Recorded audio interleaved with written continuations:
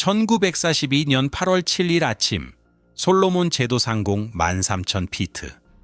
26세의 한 남자가 미쓰비시 A6M0 전투기에 조종석에 앉아 있습니다. 조종관을 잡은 그의 손은 기체가 더 이상 기계가 아니라 자신의 신경계가 연장된 것처럼 느껴질 정도로 수많은 경험을 쌓은 이 특유의 여유로움이 배어 있습니다. 이 순간 그의 격추 기록은 확인된 것만 적기 59대입니다. 그는 작은 수첩에 그 숫자를 기록합니다. 사가현에서 학교에 다니던 시절, 세상의 크기가 지금과 다르고 비행이란 다른 사람들이나 하는 일이었던 그때 그 신중하고 서두르지 않는 필체 그대로 그는 매 임무가 끝날 때마다 기록을 갱신합니다. 그의 이름은 사카이 사부로입니다. 그는 일본 제국 해군 최고의 전투기 조종사입니다. 아마도 전쟁의 이 정확한 시점에서 아군과 적군을 통틀어 살아있는 최고의 조종사일지도 모릅니다. 중국, 네덜란드령 동인도, 필리핀, 그리고 태평양을 가로지르는 200번의 전투 임무 동안 단 한 대의 적기도 그의 기체에 총알을 박아넣지 못했습니다. 그는 장인이 부수고자 하는 도구를 연구하듯 마주하는 모든 기종을 연구했습니다. 약점을 분류하고 각도를 계산하며 다른 조종사들이 자살 행위라고 생각하는 거리까지 접근한 뒤에야 사격을 개시했습니다.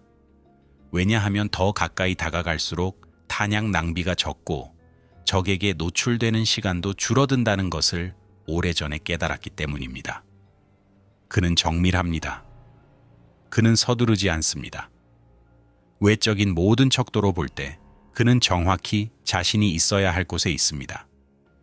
약 7분 후 그루먼 TBF 어벤저의 후방 사수가 쏜 총알 한 발이 그의 두개골 오른쪽을 관통할 것입니다. 그 총알은 그의 오른쪽 눈 시력을 영구적으로 앗아갈 것입니다. 왼쪽 눈 또한 심하게 손상되어 세상은 형체를 알 수 없고 믿을 수 없는 빛과 그림자의 얼룩으로 변할 것입니다. 그의 몸 왼쪽은 부분적으로 마비될 것입니다. 조종석은 비행복과 속옷을 적시고 피부까지 스며들 정도의 엄청난 양의 피로 가득 찰 것입니다. 그럼에도 그는 집으로 비행할 것입니다. 가장 가까운 아군 비행장도 아니고 누군가의 도움을 받을 수 있는 가장 가까운 진지도 아닙니다. 집으로, 라바울로 향합니다. 망망대해를 가로지르는 4시간 45분의 비행. 홀로 반쯤 눈이 멀고 몸 일부가 마비된 채 계속 나아간다는 결정 자체가 불가능해 보일 정도의 속도로 피를 흘리면서 말입니다. 그는 그 비행 동안 2번 의식을 잃습니다. 그리고 2번 모두 회복합니다. 그는 어떻게 그럴 수 있었는지 설명하지 못하며 남은 평생 그 이유를 설명해달라는 요청을 받게 되지만 그의 대답은 항상 같습니다. 자신도 완전히는 모른다는 것입니다. 그가 라바울에 착륙했을 때 기체로 달려온 지상 요원들은 온몸이 피로 젖어 처음에는 어디가 상처인지조차 분간할 수 없는 남자를 보았습니다. 그들은 그가 죽어간다고 생각했습니다. 이 기체를 되돌아오게 한 것은 살아있는 인간이 아닌 다른 무언가라고 생각했습니다. 그는 살아있습니다. 하지만 1942년 8월 7일 오후 그 제로기에서 내린 남자는 비행기에 올라탔던 그 남자가 아닙니다. 결코 회복되지 않을 눈 때문만은 아닙니다. 회복을 위해 2년의 집요한 재활이 필요했던 마비 때문도 아닙니다. 자신 없이 전쟁이 계속되는 동안 육군 병원에서 보낸 2년이라는 시간 때문만도 아닙니다. 이 오직 전진만을 위해 만들어진 남자에게 그것은 그 자체로 특별한 고문이었겠지만 말입니다. 그 변화는 그의 두개골을 수술한 외과의들이 볼 수도 없었고 찾지도 않았던 무언가였습니다. 1942년이나 1943년의 그 누구도 그것을 표현할 언어나 실체를 인식할 임상적 틀을 갖추지 못했기에 어떤 회복기 의료 기록에도 남아있지 않은 무언가였습니다. 수년 후 그의 가족 중 여성들이 그가 어떻게 달라졌는지 묘사하려 할 때 가장 먼저 알아차린 것이었습니다. 그들의 묘사에서 계속 등장하는 단어는 손상되었다거나 망가졌다거나 쇠약해졌다는 말이 아니었습니다. 그 단어는 사라졌다는 것이었습니다. 그가 사라진 것은 아닙니다. 그는 거기 있습니다. 그는 존재합니다. 객관적인 모든 외적 지표로 볼 때 그는 일본 제국 해군 역사상 가장 많은 훈장을 받은 생존 해군 비행사 사카이 사부로입니다. 똑같은 얼굴, 똑같은 태도, 똑같은 꼼꼼한 습관. 전쟁이 끝나고 기록이 멈췄기에 더 이상 올라가지 않는 격추 숫자가 적힌 그 작은 수첩 속에 똑같은 정교한 필체까지 말입니다. 하지만 그 얼굴 뒤에 무언가는 그 누구도 찾거나 따라가거나 되찾아올 수 없는 어딘가로 떠나버렸습니다. 어벤져의 사수가 반가쇠를 당기기 훨씬 전부터 이미 그 방향으로 움직이고 있었던 무언가입니다. 10년에 걸친 전투와 200번의 임무가 마치 물이 바위를 깎듯 의도를 드러내지 않고 진행 과정을 명확히 남기지도 않은 채 조금씩 보이지 않게 만들어낸 결과였습니다. 그의 여동생이 가장 먼저 그 말을 꺼냈습니다. 사랑하는 사람에 대해 진실을 말할 때 흔히 그렇듯 전혀 다른 주제로 대화하던 도중에 불평이 아닌 관찰로서 무심코 내뱉은 말이었습니다. 그녀는 말했습니다. 오빠는 예전에 이것보다 더 쉽게 웃곤 했어. 그는 대답할 말이 없습니다. 수년 동안 대답을 찾지 못할 것입니다. 어떤 면에서 그는 꽤나 길었던 남은 평생을 그 답을 찾는 데 바치게 됩니다. 이것은 그의 이야기입니다. 격격추 기록도 제로기도 아닙니다. 사람들이 향후 60년 동안 그에게 물어볼 태평양을 가로지른 4시간 45분의 혈투 비행도 아닙니다. 그런 것들은 극적인 요소들이고 한 문장에 담길 수 있는 것들이며 타인의 눈을 휘둥그레하게 만들고 목소리를 낮추게 만드는 것들일 뿐입니다. 이것은 200번의 임무가 실제로 치른 덱에 관한 이야기입니다. 오직 한 가지 목적만을 위해 완벽하게 만들어진다는 것, 그래서 그 목적이 곧 자신이 된다는 것이 무엇을 의미하는지, 그리고 그 목적을 빼앗겼을 때 무엇이 남는지에 대한 이야기입니다. 끔찍한 일에 비범한 재능을 가졌던 한 남자, 그리고 죽을 때까지 그 조합이 비극인지 아니면 그저 삶일 뿐인지를 결코 완전히 정리하지 못한 한 남자의 이야기입니다. 사카이 사부로는 1916년 8월 26일 일본 남부 규슈섬 사가현 니시마스 라군에서 태어났습니다. 그는 수세대 동안 같은 땅을 일궈온 농가 전형적인 가정의 차남입니다. 그의 어린 시절 환경에는 당시 일본 농촌에서 태어난 수만 명의 소년과 차별화되는 점이 전혀 없었습니다. 부유한 집안도 아니었습니다. 일본의 고위 장교나 전략 기획자들을 배출하는 군부 인맥과 연결되어 있지도 않았습니다. 그들은 인내와 신체적 지구력을 이해하는 사람들이었고 아무도 보지 않을 때에도 무언가를 올바르게 해내는 것에 특별한 존엄성을 아는 사람들이었습니다. 아무도 보지 않더라도 어쨌든 올바르게 행해져야 하기 때문입니다. 그의 아버지는 사카이가 11살 때 세상을 떠났습니다. 이것은 후대의 전기 작가들이 여러 데이터 중 하나로 배경 지식으로서 스치듯 언급하곤 하는 사실입니다. 하지만 이 사실은 그 이상의 주목을 받을 가치가 있습니다.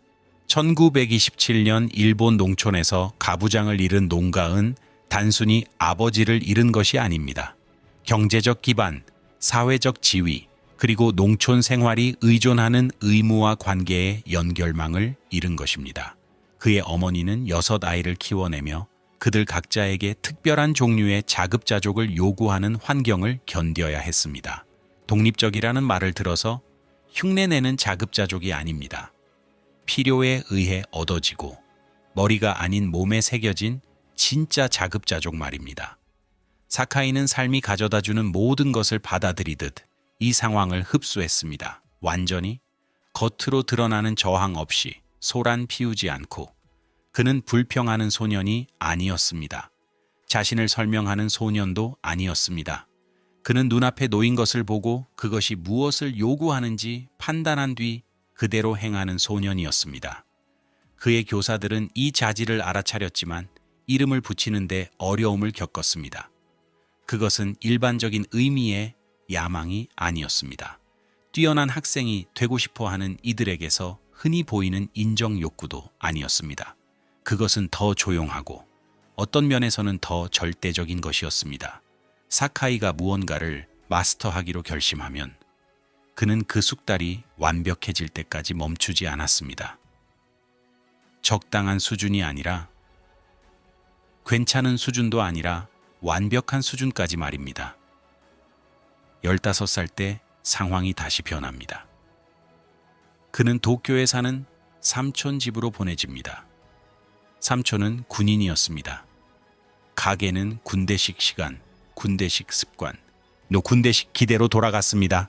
사카이는 이것 또한 흡수하여 어머니가 가르쳐준 것들 곁에 나란히 배치했고 두 가지가 예상보다 더 자연스럽게 어울린다는 것을 발견했습니다.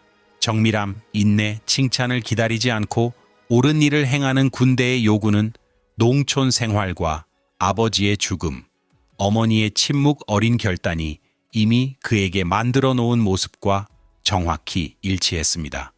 1933년 17세의 나이로 그는 일본 제국 해군에 수병으로 입대합니다. 그가 계획이 있어서 입대한 것은 아닙니다. 바다나 비행기 혹은 전투를 꿈꿨기 때문도 아닙니다. 그가 입대한 이유는 해군이 그에게 허용된 선택지 중 가장 가혹한 곳이었고 그는 어린 시절의 특별한 교육을 통해 가장 가혹한 선택지가 자신이 가진 것을 가장 온전히 요구하는 곳임을 배웠기 때문입니다. 그는 비록 그런 단어를 쓰지는 않았겠지만 자신이 가진 자질이 유용해질 곳을 찾고 있었습니다. 해군은 그를 받아들였고 일본 제국 해군이 수십 년간 다듬어온 과정을 시작했습니다. 그를 훈련시켰습니다. 한계점을 찾아낸 뒤 그 지점을 살짝 넘어서도록 설계된 물리적, 심리적 압박을 가했습니다. 해군이 보기에 너무 얕은 한계점을 가진 이들을 체계적이고 냉정하게 제거하기 위한 설계였습니다. 사카이는 꺾이지 않았습니다. 그가 두려움이 없거나 한계가 없었기 때문이 아닙니다. 해군이 가하는 압박이 그에게는 어린 시절의 압박과 근본적으로 다르지 않았기 때문입니다. 그는 다른 형태로 이미 이곳에 와본 적이 있었습니다. 그는 이곳에서 어떻게 버텨야 하는지 알고 있었습니다. 1937년 그는 비행훈련 자격을 얻습니다. 이는 흔한 일이 아니었습니다. 이 시기 일본 제국 해군의 조종사 훈련 프로그램은 거의 모든 가용 척도로 볼 때 세계에서 가장 가혹했습니다. 시작한 100명 중 10명도 차에 수료하지 못했습니다. 이 프로그램은 비행기를 조종할 줄 아는 사람으로서의 조종사를 양성하기 위해 설계된 것이 아니었습니다. 반복과 극심한 스트레스를 통해 비행이 몸에 깊이 박혀 의식적인 사고가 너무 느린 상황에서도 자동으로 작동하는 조종사를 만들기 위해 설계된 것이었습니다. 이 접근 방식 뒤에 숨겨진 이론은 타당했습니다. 공중전에서 기체에 대해 생각해야 하는 조종사는 이미 뒤처진 것입니다. 기체는 몸이 되어야 합니다. 조종가는 반사신경이 되어야 합니다. 상황은 의도적인 결정의 속도보다 더 빠르게 처리되고 대응되어야 합니다. 사카이는 수석에 가까운 성적으로 졸업했습니다. 1937년에 조종휘장을 받았고 첫 실전 부대에 배치되었습니다. 당시 그 누구도 그에게 말해줄 준비가 되지 않았기에 듣지 못했던 사실은 이 훈련이 그의 나머지 부분에 어떤 영향을 미치고 있는가 하는 점이었습니다. 기체를 몸에 심는 바로 그 과정은 그 안에 있는 인간의 감정적 구조에도 무언가를 행합니다. 끊임없는 압박, 작전 수행에 방해되는 모든 것의 제거, 모든 것을 임무에 종속시키도록 자아를 체계적으로 훈련하는 것, 이 모든 것이 해군이 원하는 조종사를 만들어냅니다. 그리고 동시에 천천히 그리고 보이지 않게 다른 무언가를 만들어내기 시작합니다. 그의 첫 전투 배치는 1938년 중국이었습니다. 중일전쟁은 1937년부터 계속되고 있었고 일본 해군 항공대는 광활한 전역에서 작전을 지원하고 있었습니다. 사카이는 중국 도시상공에서 첫 임무를 수행했습니다.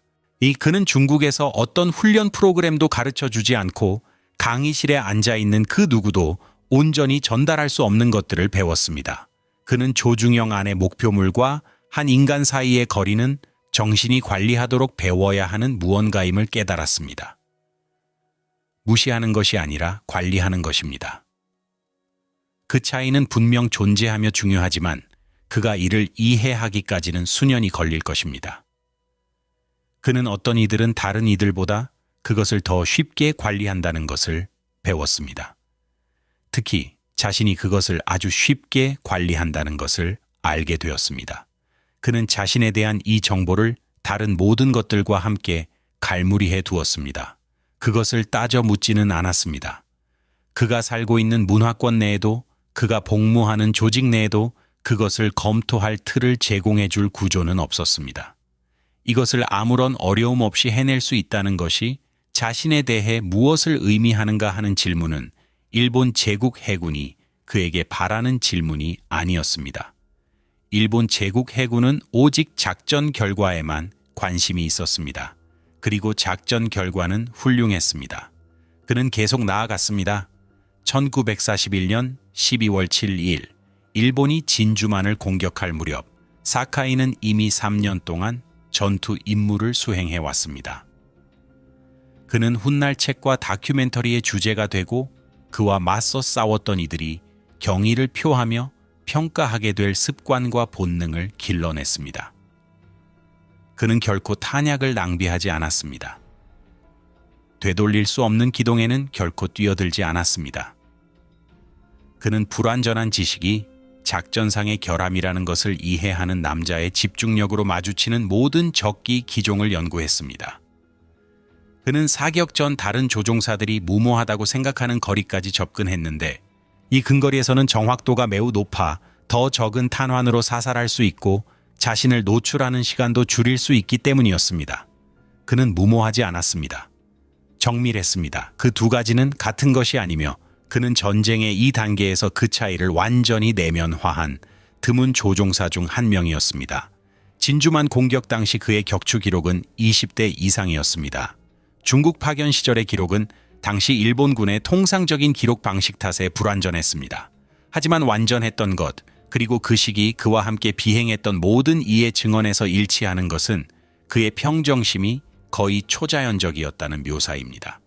그는 무정의에 대고 목소리를 높이는 법이 없었습니다. 그는 전투가 끝난 뒤 다른 사람의 성과를 검토하는 사람처럼 냉정한 분석력을 가지고 상황을 보고했습니다.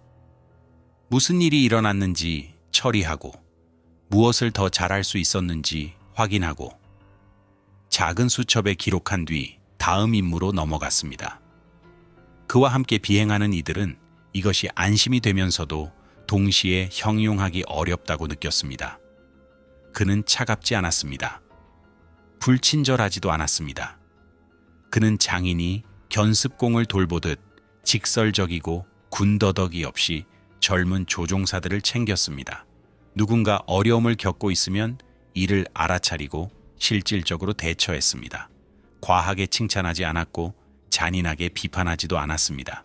그가 하지 않았던 일, 그리고 주변 사람들이 훨씬 나중에야 중요하게 인식하게 된 점은 그가 자신에 대해 이야기하지 않았다는 것입니다.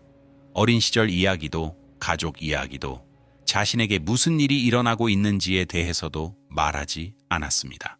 그가 참여하는 대화는 기체에 관한 것, 적기에 관한 것, 다음 임무에 관한 것뿐이었습니다. 이 임무 사이에 남자들이 술을 마시고 게임을 하며 고향과 여자, 전쟁이 끝나면 무엇을 할지에 대해 나누는 다른 대화들은 그의 주변에서만 맴돌았습니다. 그는 거기 있었습니다. 존재했습니다.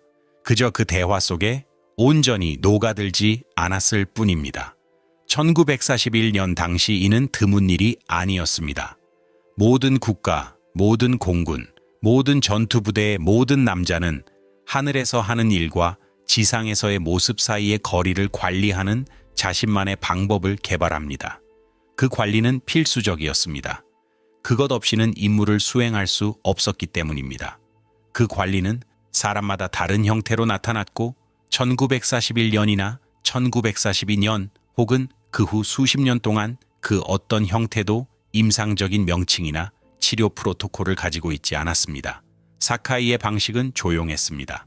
통제되었습니다. 그것은 작전상 전쟁의 이 시점에서 전 세계 거의 어떤 조종사보다도 훌륭하게 작동했습니다. 동시에 그것은 그가 수년 동안 깨닫지 못할 방식으로 그를 소진시키고 있었습니다. 1942년 초 필리핀이 일본의 손에 떨어졌습니다. 자바가 함락되었습니다. 보르너가 함락되었습니다. 사카이는 동남아시아를 휩쓰는 징역의 일부가 되어 전선이 전진함에 따라 기지를 옮겨 다녔고, 자바 상공의 네덜란드기, 싱가포르 상공의 영국기, 필리핀과 그 주변 해역 상공의 미국기를 상대로 격추 기록을 쌓아갔습니다. 이 시기 그의 이름은 누군가가 기준이 되었을 때 이름이 퍼지는 특유의 방식으로 일본 해군 비행사들 사이에 퍼지기 시작했습니다. 장군이나 제독들처럼 유명해진 것이 아닙니다. 문제에 대한 특정 접근 방식이 참조점이 되는 방식으로 유명해졌습니다. 젊은 조종사들이 편향 사격이나 하이사이드 공격, 이 사거리 판단을 올바르게 실행하는 법을 설명하고 싶을 때 그들은 사카이가 하는 방식대로 설명했습니다. 그는 25살이었습니다. 그는 하나의 형용사가 되었습니다. 그는 이것에 만족감을 느끼는 것처럼 보이지 않았습니다. 그는 모든 것을 기록하듯 이 사실을 겉으로 드러나는 감정적 반응 없이 자신에 대한 정보가 아닌 작전 환경에 대한 정보로서 기록했습니다. 이것은 거짓된 겸손이 아닙니다. 꾸며낸 겸손도 아닙니다. 3년의 전투를 거치며 내부의 회계 시스템이 다음 임무의 중요한 것만을 추적하도록 점진적으로 단순화된 남자의 진실한 반응이었습니다. 그 외의 모든 것은 체계적으로 젖혀두었습니다. 젖혀진 것들에게 무슨 일이 일어나는지, 그것들이 어디로 가는지, 어딘가에 쌓이는지 아니면 그저 존재하기를 멈추는지에 대한 질문은 1942년에 사카이가 던질 수 있는 질문이 아니었습니다. 그것은 1942년에 의학조차 겨우 던질 수 있을까 말까 한 질문이었습니다. 개념적 틀이 아직 존재하지 않았습니다. 어휘도 개발되지 않았습니다.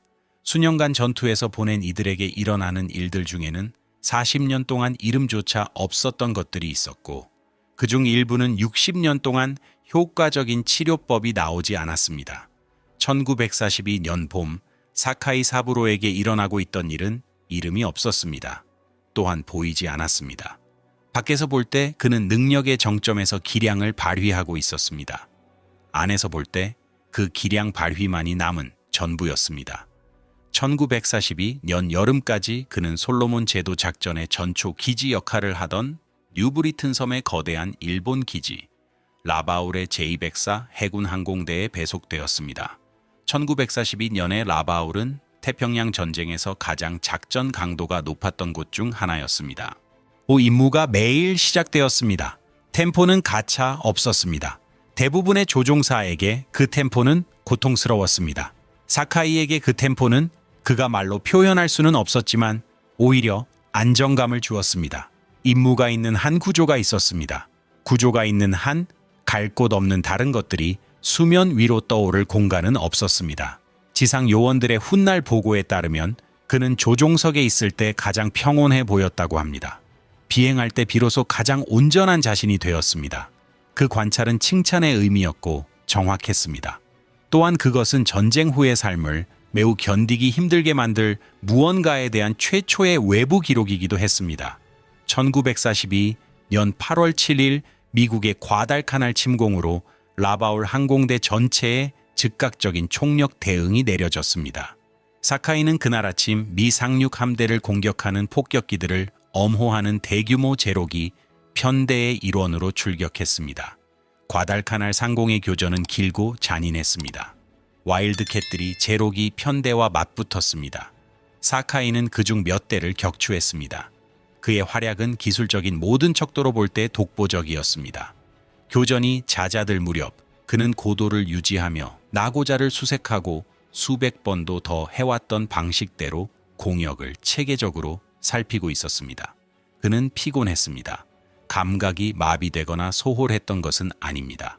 극한의 고도에서 수시간의 전투를 마친 뒤 누구나 느끼는 그런 피로였습니다.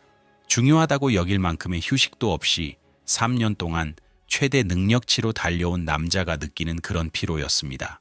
그는 자신의 아래에서 편대를 이루어 비행하는 제록이 8대를 발견했다고 믿었습니다. 그는 접근을 시작했습니다. 이 기체를 명확히 볼 수 있을 만큼 가까운 거리에서 그는 자신의 실수를 깨달았습니다.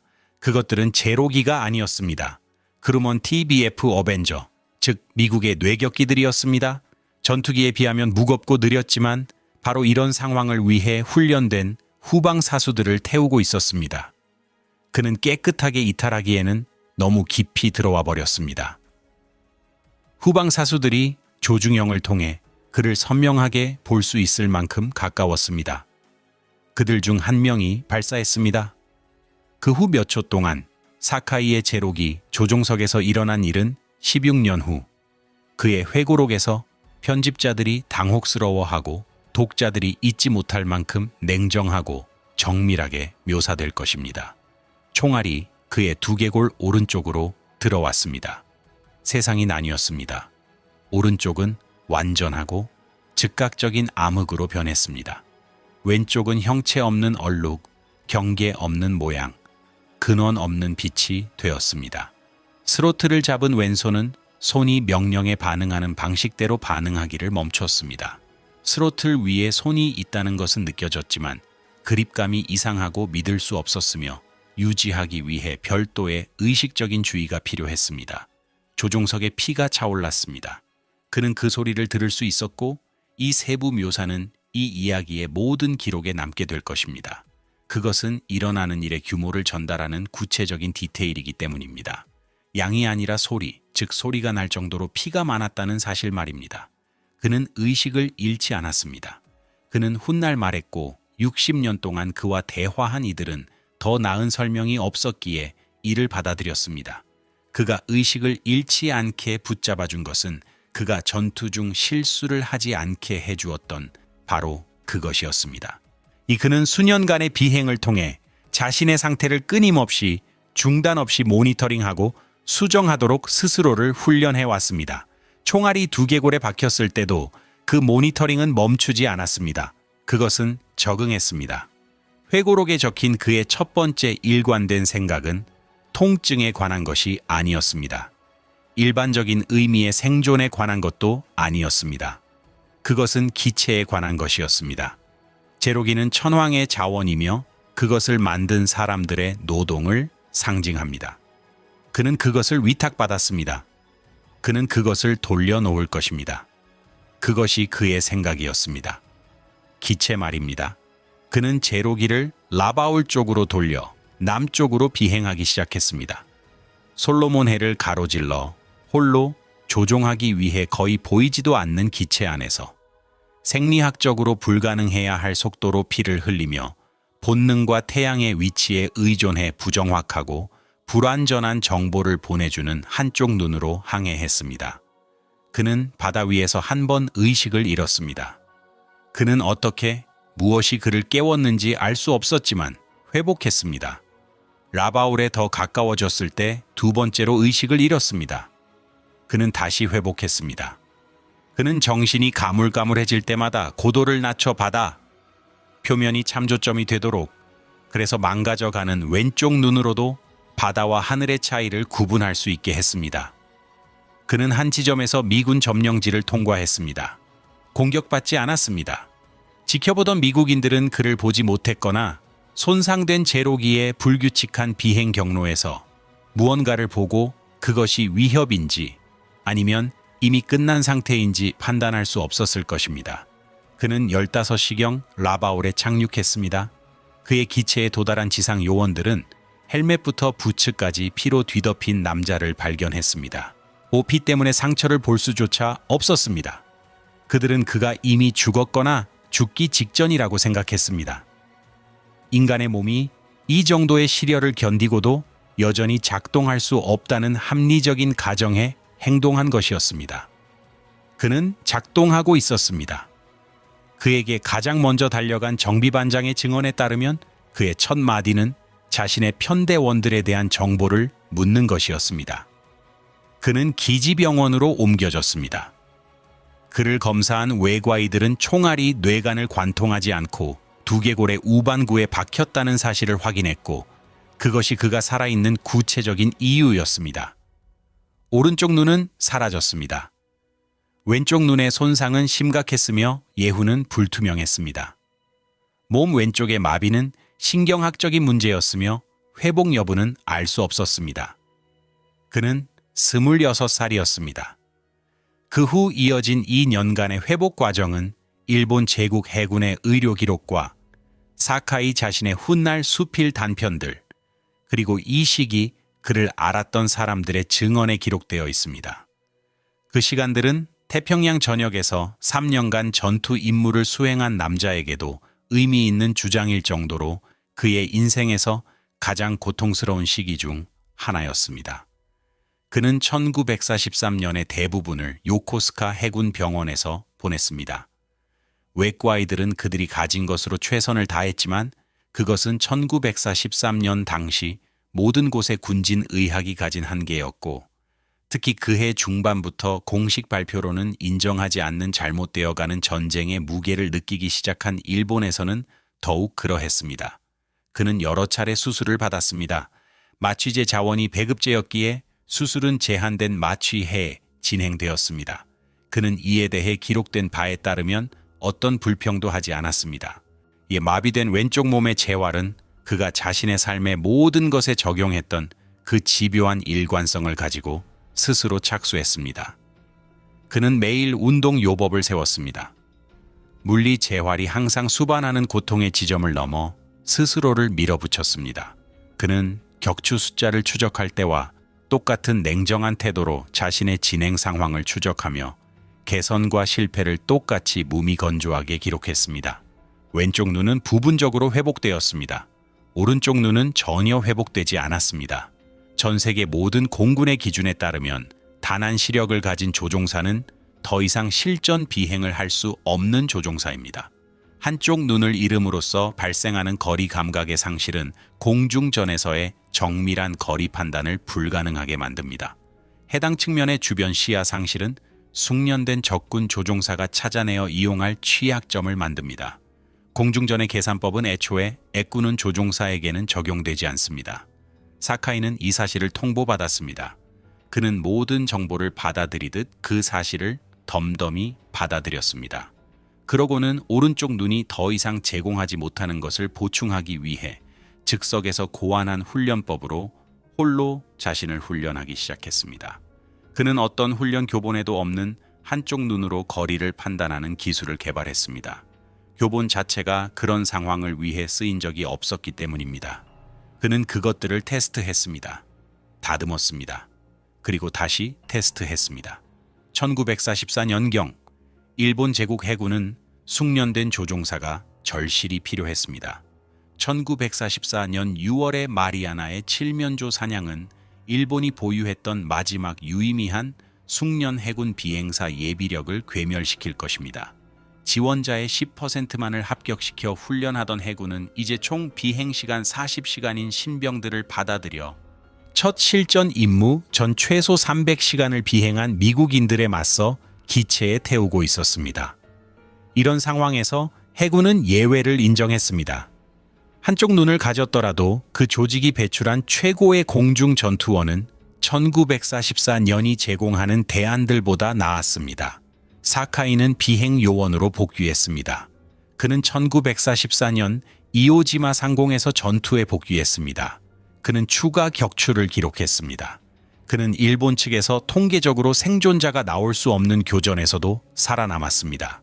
그는 자신에게 일어난 모든 일을 고려할 때 그의 상태에 있는 인간이 할 수 있는 일에 대한 어떤 합리적인 평가로도 거의 이해할 수 없는 수준의 기량을 선보였습니다. 그리고 1944년 8월 15일 라디오를 통해 가늘고 격식 있는 고전 일본어의 높은 음조로 말하는 천황의 목소리가 들려왔고 일본이 인내하기 어려운 것을 인내할 것임을 선포했습니다. 전쟁은 끝났습니다. 사카이 사부로는 집으로 돌아가는 과정을 시작합니다. 그의 나이 28살, 11년 동안 군복을 입었습니다. 중국, 동남아시아, 필리핀, 그리고 태평양을 가로지르며 200번 이상의 전투 임무를 기록했습니다.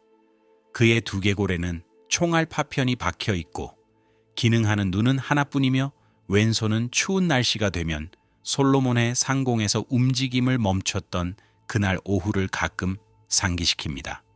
확인된 그의 격추 기록은 64대입니다. 그는 작은 수첩을 가지고 있습니다. 필체는 여전히 정갈합니다. 1945년 8월에 일본은 1938년 그를 중국으로 보냈던 그 나라가 아닙니다.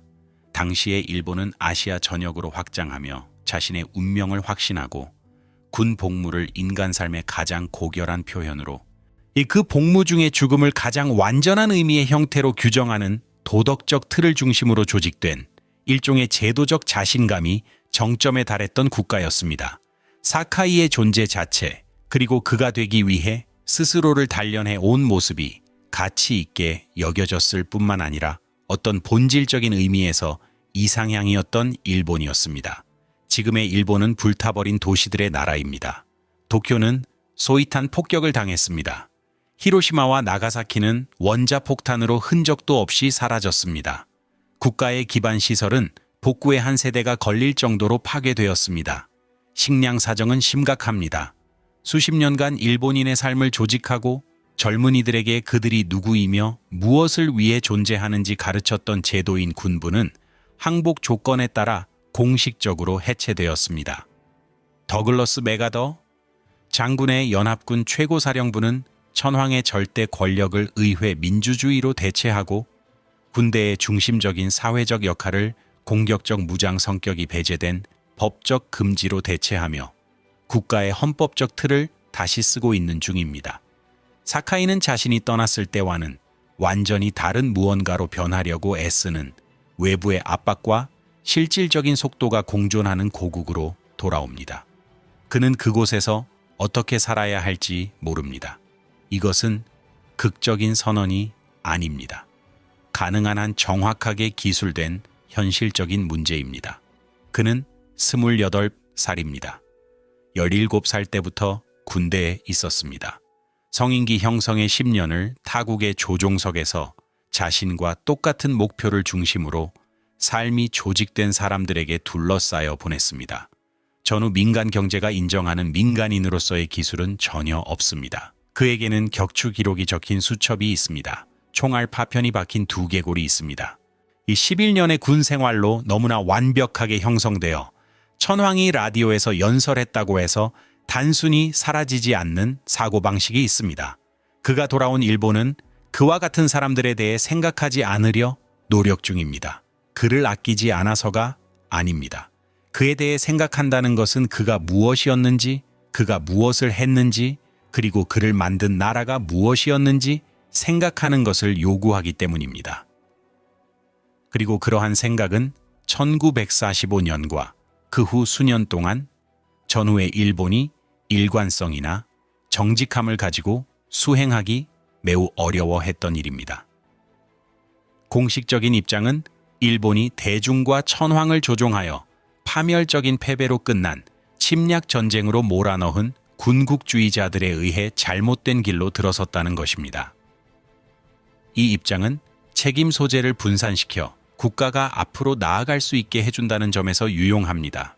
또한 주로 유용성에 기반한 모든 입장과 마찬가지로 중요한 부분들이 누락되어 있습니다.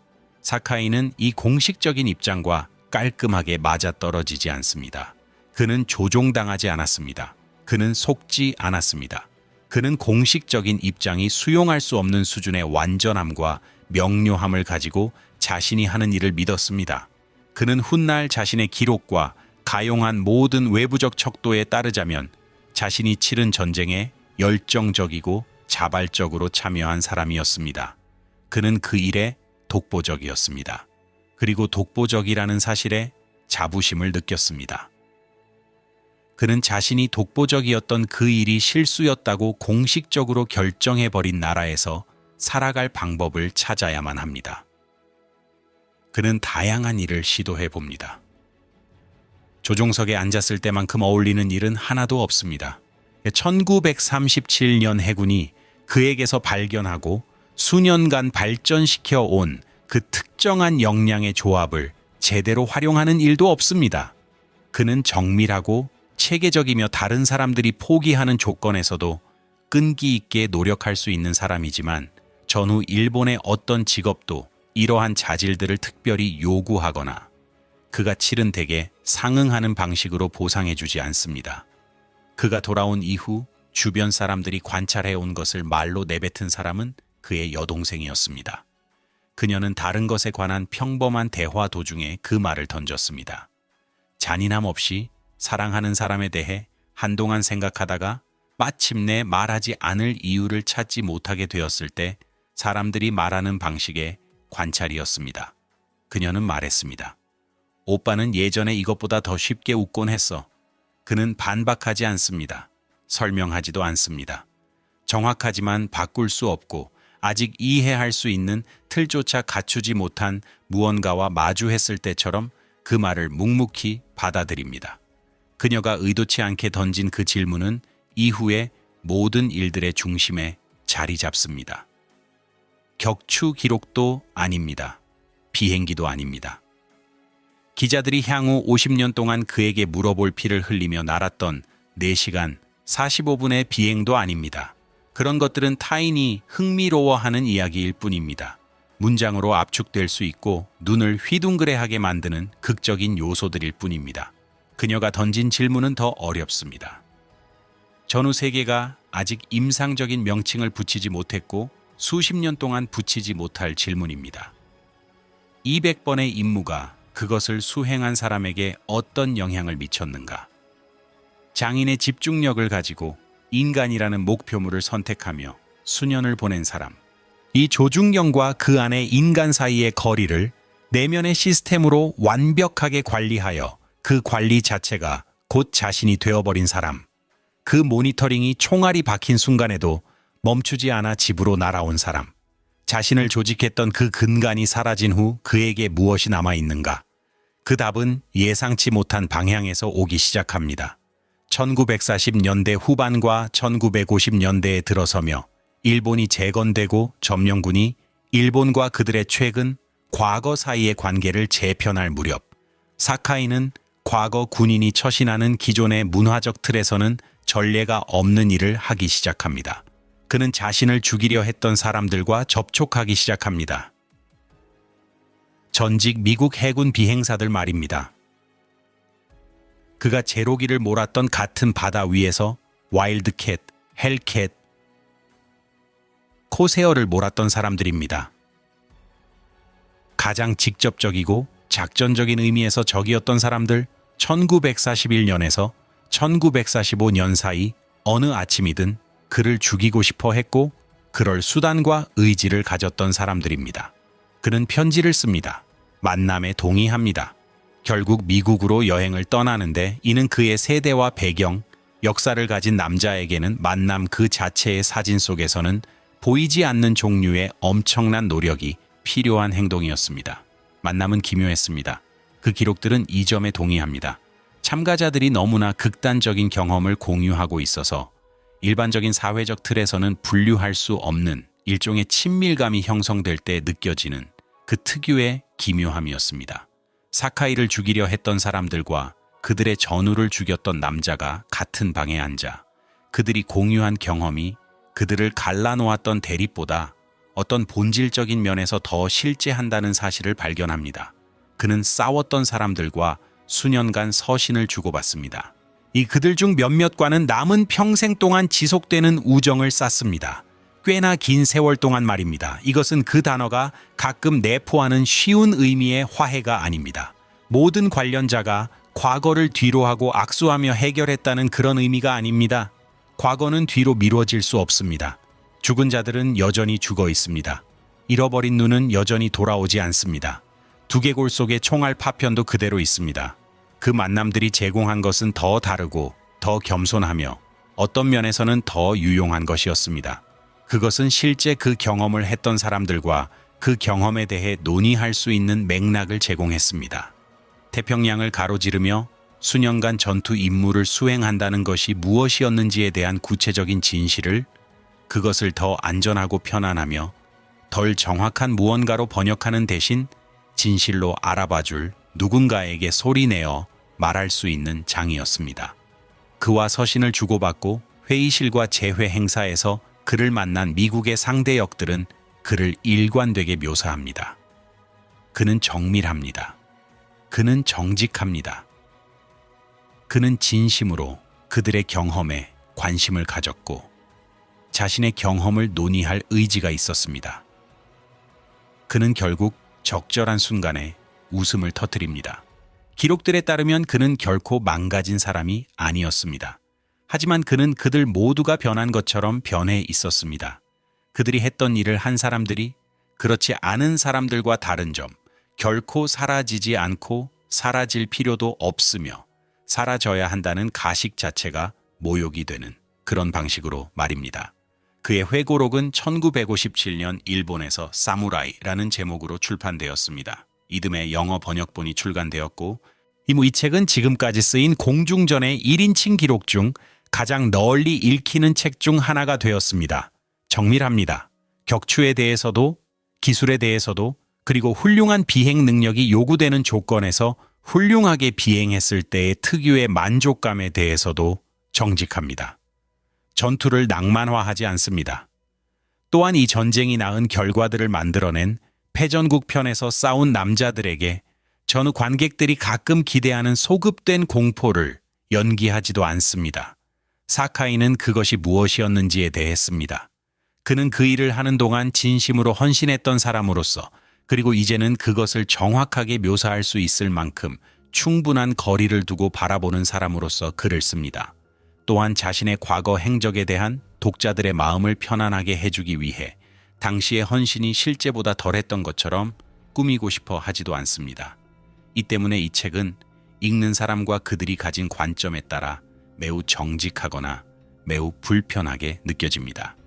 때로는 동시에 두 가지를 다 느끼게 합니다. 그는 일본 내에서 그리고 가끔은 해외에서 간견과 에어쇼 출연, 퇴역군인 재회 행사를 위해 여행합니다. 그는 이러한 행사에서 자신이 다른 모든 일에 임했던 것과 같은 직설함과 평정심으로 미국 조종사들을 만납니다.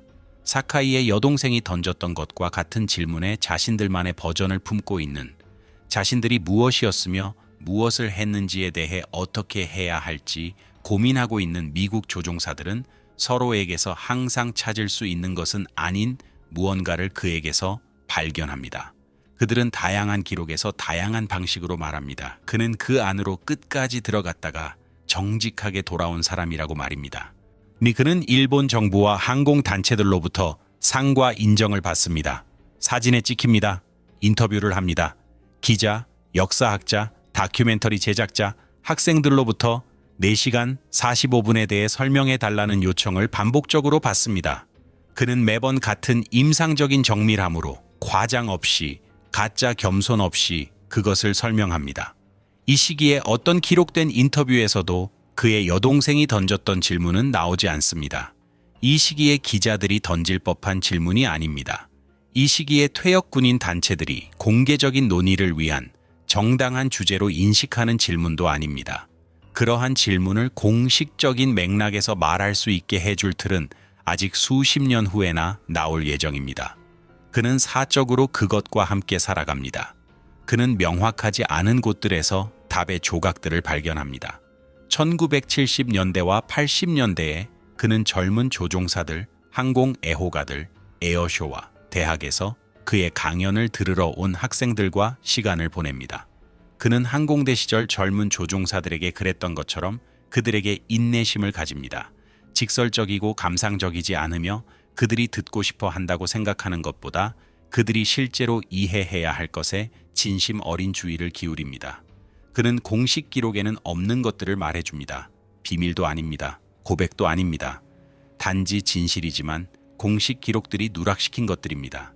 공식 기록은 정확함이나 완전함보다는 극적이고 안전한 것들을 중심으로 조직되기 때문입니다. 그는 정밀함이 자신감과 같은 것이 아니라고 말해줍니다. 하늘에서 가장 확신에 찬 것처럼 보였던 사람들은 종종 자신의 불확실성을 가장 완벽하게 관리하는 법을 배운 사람들이었으며 그것은 불확실성이 없는 것과는 다르다고 말합니다. 이 조중영 안의 목표물과 인간 사이의 거리는 설령 아무것도 아닌 것처럼 보일 때조차 결코 아무것도 아니라고 말해줍니다. 그 거리의 관리는 몸이 하는 일이며 마음은 기억하지 못하더라도 몸은 그 기록을 남겨두고 결국 그 기록은 항상 전현 사카이 정체를 알아볼 수 있는 것은 아닌 형태로 대가를 요구하러 온다고 말해줍니다. 그는 널리 유포될 목적이 아니었고 지금은 주로 항공 역사 보관소에나 남아있는 어느 기록된 인터뷰에서 이렇게 말한 적이 있습니다. 무언가에 매우 능숙해지는 것에 있어 가장 힘든 점은 그 무언가가 당신을 너무나 완벽하게 정의해버려서 그것을 발전시키는 동안 당신이 다른 무엇을 잃고 있는지조차 깨닫지 못한다는 점이라고 말입니다. 그는 자신이 이것을 깨달았을 때는 이미 오랫동안 그것을 잃어온 후였고 회복이라는 단어가 적절하다면 그 회복은 느리고 부분적이며 여전히 진행 중이라고 말했습니다. 그는 그것이 무엇을 의미하는지 구체적으로 밝히지 않았습니다. 그럴 필요가 없었습니다. 노년에 그를 알았던 사람들의 증언에는 등장하지만 그의 삶에 대한 대부분의 공식적인 기록에는 짧게 언급되거나 아예 누락된 사실이 하나 있습니다. 말년의 수십 년 동안 그는 곤충을 죽이기를 거부합니다. 극적인 제스처로서가 아닙니다. 전쟁이나 생명의 가치 혹은 개인적인 도덕적 발전의 궤적에 대한 공개적인 선언으로서도 아닙니다. 그는 그냥 거부합니다. 그는 보도 위의 개미를 피해 갑니다. 집에 들어온 거미를 죽이는 대신 밖으로 내보냅니다. 정원 길 위에 딱정벌레를 지켜보며 그것이 길을 다 건널 때까지 기다렸다가 걷습니다. 64대의 격추 기록을 가진 사람, 인 두개골의 총알 파편이 있고 안에 의안을 끼운 사람이 70대와 80대에 들어 곤충 한 마리의 생명을 끊는 것을 거절합니다. 인터뷰에서 이 점이 언급될 때 그는 이에 대해 연설을 늘어놓지 않습니다. 철학적인 설명이나 영적인 틀을 제시하지도 않습니다. 그는 단순히 이렇게 말합니다. 자신은 충분히 많은 것들을 죽였다고 말입니다. 그 문장은 여동생의 질문에 대해 그가 내놓은 가장 완전한 답입니다. 설명도 아닙니다. 해결책도 아닙니다. 질문의 답이 되었거나 기록의 균형이 맞춰졌거나 조중영과 인간 사이의 거리가 마침내 결정적으로 좁혀졌다는 선언도 아닙니다. 상태의 보고입니다. 그는 충분히 많은 것들을 죽였습니다. 그는 기록을 더하지 않을 것입니다. 숫자 세기는 멈췄습니다. 수첩은 끝났습니다. 사카이 사부로는 2000년 9월 22일 도쿄에서 사망했습니다. 그의 나이 83살이었습니다. 그는 해군 항공대 퇴역 군인들을 위한 저녁 식사 자리에서 심장 이상을 겪었습니다. 그는 자신과 함께 혹은 자신과 맞서 비행했던 사람들, 혹은 그가 했던 일에 대해 읽으며 자라나 그를 만나러 왔다가 전설이 단순화해버린 것보다 더 복잡하고 정직한 누군가를 발견했던 사람들에 둘러싸여 있었습니다. 전설이 단순화해버린 누군가를 직접 만났을 때 대개 일어나는 일처럼 말입니다. 그는 비행사들 사이에서 죽었습니다. 이것이 그에게 온전히 이해되었던 유일한 집단이었으며 그 일이 의미가 있었던 시절과 그 외에 무엇이 더 있는지 알아내려 애썼던 시절로 인생이 완전히 나뉘었던 사람에게 아마도 가능한 가장 정확한 결말일 것입니다. 일본 정부는 성명을 발표했습니다. 항공 역사학자들은 평가를 썼습니다. 이에 수십 년간 그와 서신을 주고받았던 미국 조종사들은 사카이 사부로에 대한 모든 정직한 언어가 그렇듯 복잡한 언어로 그가 자신들에게 어떤 의미였는지에 대해 썼습니다. 그는 적이었고 동시에 그들이 알게 된 누군가였으며 그 두 가지 사실은 단지 그가 죽었다고 해서 하나로 해결되지 않기 때문입니다. 그의 회고록은 계속 인쇄됩니다. 그의 격추 기록은 역사에 남았습니다. 총알 파편은 두개골 안에 있고 그 두개골은 땅 속에 있습니다. 그 수첩은 어딘가에 있습니다. 정갈한 필체가 담긴 그 작은 수첩. 매 임무가 끝나면 기록을 갱신했던 그 수첩 말입니다. 그의 삶에 대한 어떤 기록도 그것의 최종 위치를 명시하지 않습니다. 전쟁이 끝나고 숫자 세기가 멈춘 뒤 그 수첩에 무슨 일이 일어났는지 아무도 모릅니다. 사카이 사부로의 이야기는 하나의 교훈으로 귀결되지 않습니다. 이 이야기는 당신이 이미 알고 있는 전쟁은 나쁘다거나 당신이 이미 의심하고 있듯 독보적인 기술이 도덕적으로 단순하지 않다거나 증거가 뒷받침하지 않는 끔찍한 일에 가장 능숙한 사람들은 그들 자신도 끔찍하다는 사실을 말해주지 않습니다. 회복이 가능하다거나 불가능하다는 이야기도 아닙니다. 인간이 하는 일과 인간 그 자체 사이의 거리가 좁혀질 수 있다거나 없다거나 하는 이야기도 아닙니다. 그것은 그 어떤 것보다 더 정밀하고 더 불편한 무언가를 말해줍니다. 그것은 타고난 능력과 극한의 훈련, 그리고 지속적인 작전 요구의 올바른 조합을 통해 인간의 신경계가 견딜 수 있는 절대적인 한계치에서 수년간 기능하도록 인간을 단련할 수 있으며 그 단련이 너무나 완벽하고 전면적이어서 반대편으로 나오는 존재가 검증 가능한 모든 외적 방식에서 들어갔던 사람과 똑같을 수 있다는 것을 말해줍니다. 그리고 그럼에도 무언가는 달라져 있을 것이라는 사실을 말해줍니다. 눈에 보이는 파손처럼 망가진 것이 아닙니다.